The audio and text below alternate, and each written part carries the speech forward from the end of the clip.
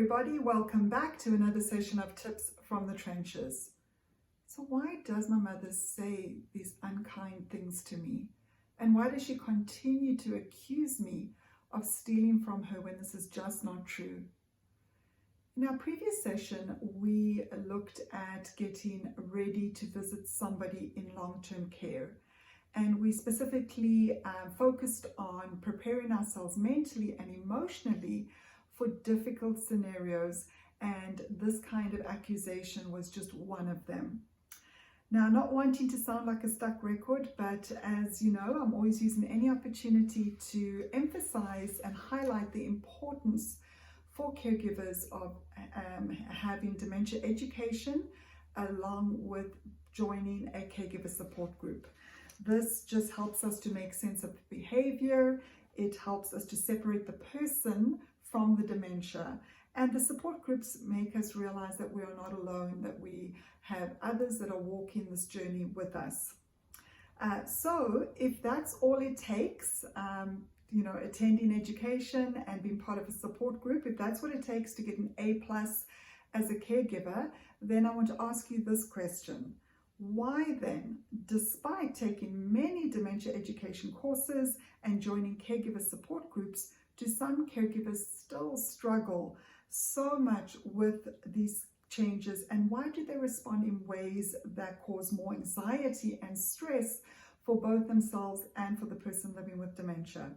Now, the answer to this is very complex and complicated. I'm not for one moment trying to assume that it's a simple answer. And I also know that there's so many different factors that are involved in this. But over the years, I've come to see that there is one reason I say would stand out and I'd like to highlight. And that is that these caregivers did not receive the proper support and education at the beginning of their dementia journey. So when the person first got diagnosed, or in the process of getting diagnosed.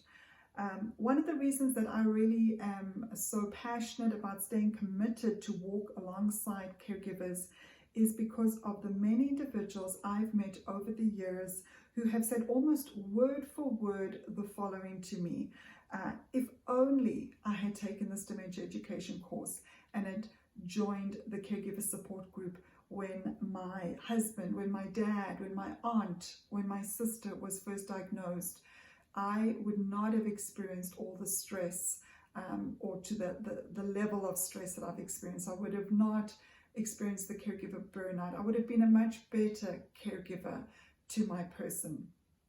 And so, as we discussed in previous sessions, there is no doubt that being a caregiver to someone who has dementia is one of the most stressful jobs you could ever imagine. And there is a lot of evidence and research to back this up.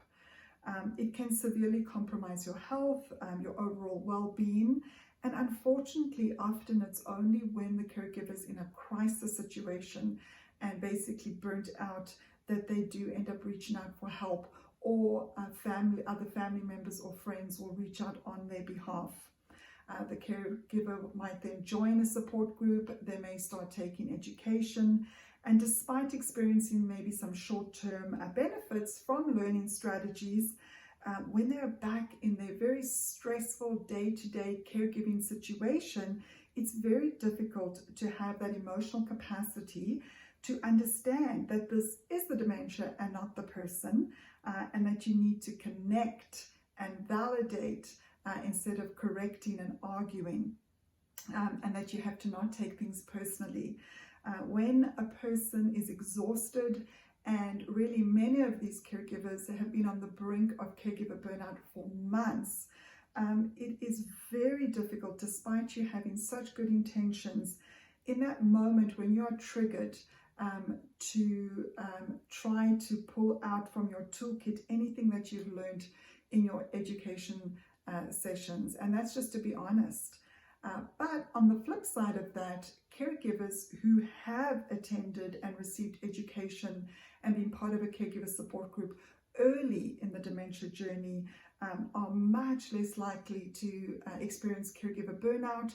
there's less rates of depression, they seem less likely to self-isolate, and they manage to keep their person living at home longer.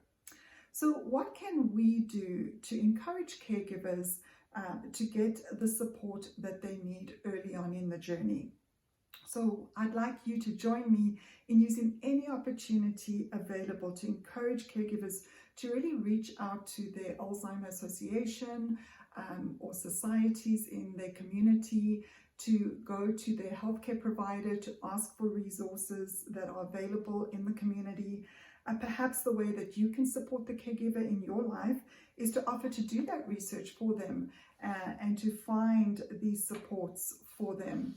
Maybe you can offer to go with them to a dementia education, and if the caregiver is unable or unwilling, there are many friends and family members that actually go on their own, and that's a great way for them to get educated and then learn how to support their family member or friend. And so, as we've said over and over, this is not a journey you can do on your own. You need a team. And as the former First Lady of the US, Rosalind Carter, so wisely said, there are only 4 kinds of people in the world: those who have been caregivers, those who are currently caregivers, those who will be caregivers, and those who will need caregivers. And so I just encourage you to do whatever you can, no matter how small it may seem. It will make a difference. And at the end of the day, we all need each other.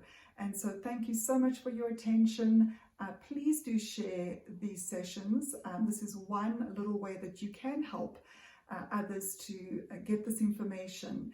And as always, I wish you strength, I wish you peace, and until next time, I wish you moments of joy.